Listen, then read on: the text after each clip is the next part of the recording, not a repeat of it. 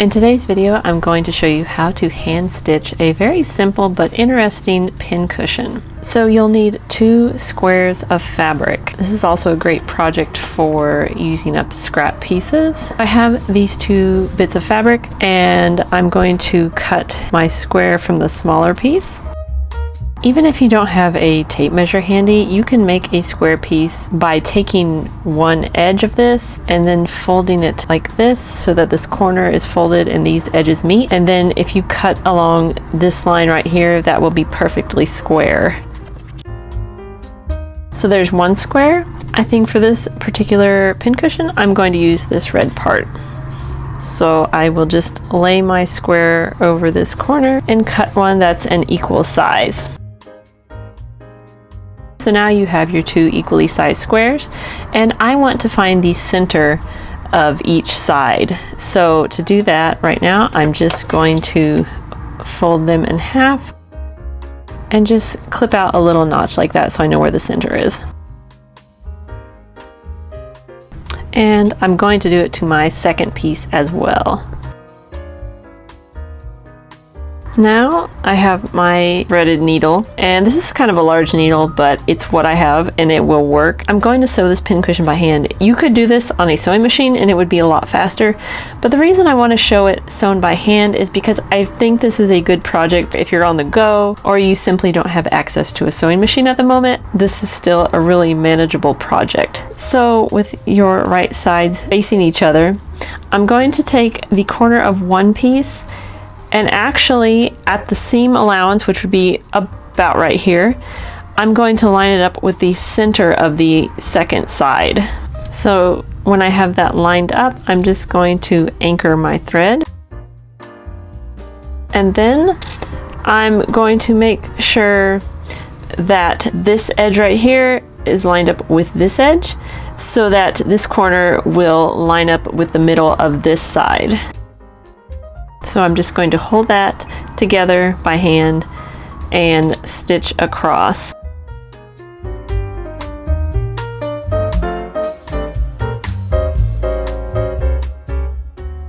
So this is a really rough stitch, but it will still work. Make sure you don't get your stitching too tight so that it puckers up, but you want it to be nice and flat. So as you can see here, I've reached the center, and on this side, I've reached not quite the end, but I allowed space for a seam allowance. At this point, you will then want to pivot your fabric. This is the part where it gets a little fussy, but I think that doing it by hand actually is a little easier than doing it with a sewing machine because of this. You can see our center and then our corner seam allowance, and then once again, just stitch across here until you reach that center.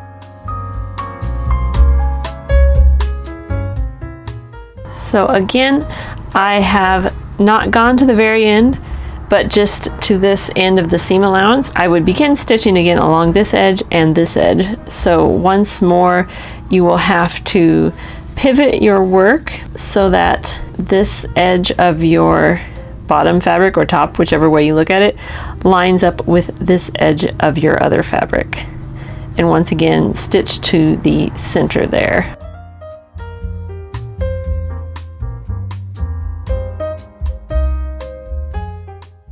Now you can see, again, my stitches are by no means perfect, and I am not perfectly lined up here. So far, this is what we have. It looks something like this.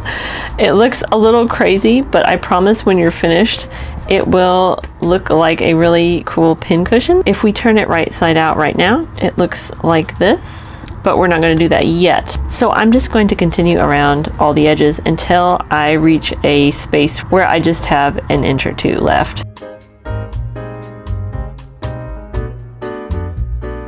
So now I have reached the center and corner of my second to last side.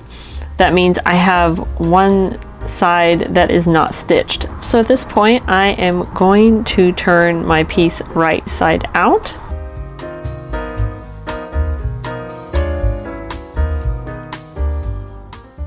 So now your pincushion should look something like this, and we are ready to stuff it. I'm going to use a lot of scrap fabrics. These are trimmings from my serger and other bits that I've trimmed off the seams of various projects. Fabric scraps are especially good to stuff things with that you want to have a little bit of weight and density, so it's perfect for the bottom of this pincushion. I might put a little bit of fluffier stuffing on top, but I'm going to start out with this. I've still got my thread attached from stitching around the edges, and I'm going to leave that attached so that once I'm finished stuffing, I can use it to whip stitch this edge shut.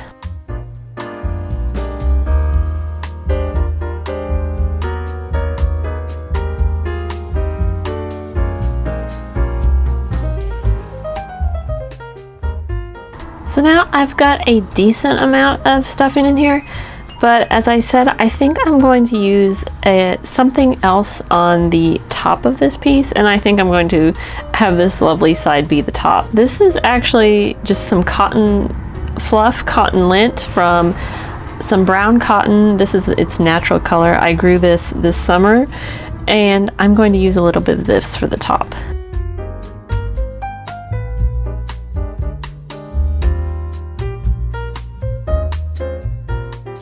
So now again, this is not completely full, but I want to leave a little bit of room for the button that I will stitch to the center. So now once you've finished stuffing, you can take the thread that you still have attached and turn the seams in. If they're not in already, these are naturally turned in already because I turned the piece and they're folded down here. So again, line up these edges.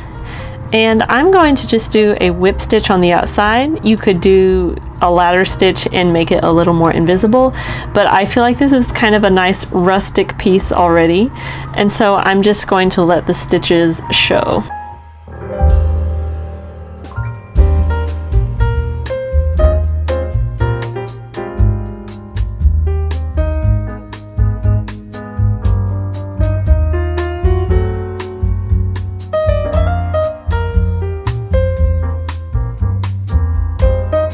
So now you can see all these stitches. If you wanted to, you could actually continue this around just to have a similar look. But for the sake of this demonstration, I'm just going to go ahead to our next step, which is to stitch a bead or button to the center of this. Since my thread is still attached, I'm actually going to tie a knot so that it's secure, and I'm actually going to stick my needle through and find the approximate center of this. Bring it back out, and you don't want to pull it too tight because you want to make sure your corner is sticking out still. But now I can take my button and I will stitch that on. This is the button I'm going to use, and in fact this is another great use of small scrap fabric pieces because you can buy a kit with the metal parts and you take the fabric and cover the button, so you can have any type of fabric button you want. You could even embroider a plain piece of cloth and turn that into a button. I will leave a link below to that kit. Right now I'm just going to stitch through that button shank, and I'm going to go straight down through the pincushion so that my needle comes out at the center of the pincushion, and I'm going to move over just a touch and go back through to the center front. I'm going to go through the button shank again and to the back, and just do this several times or until you are happy with the way your pincushion looks. So I just pulled that tight, and I'm going to go through a couple more times.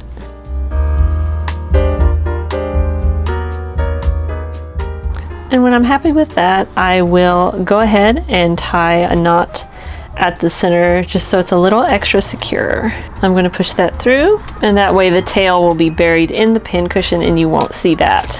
And then just clip it off. And there you have a very lovely, and if you like, very rustic pincushion made from scrap fabrics. It's an eco-friendly project that you can take on the go. It's very portable, and I think they make really sweet gifts for your favorite seamstress or aspiring sewist. If you give this a try, please let me know if you want to share it on Instagram. You can tag me. I am at moth_and_rust on Instagram.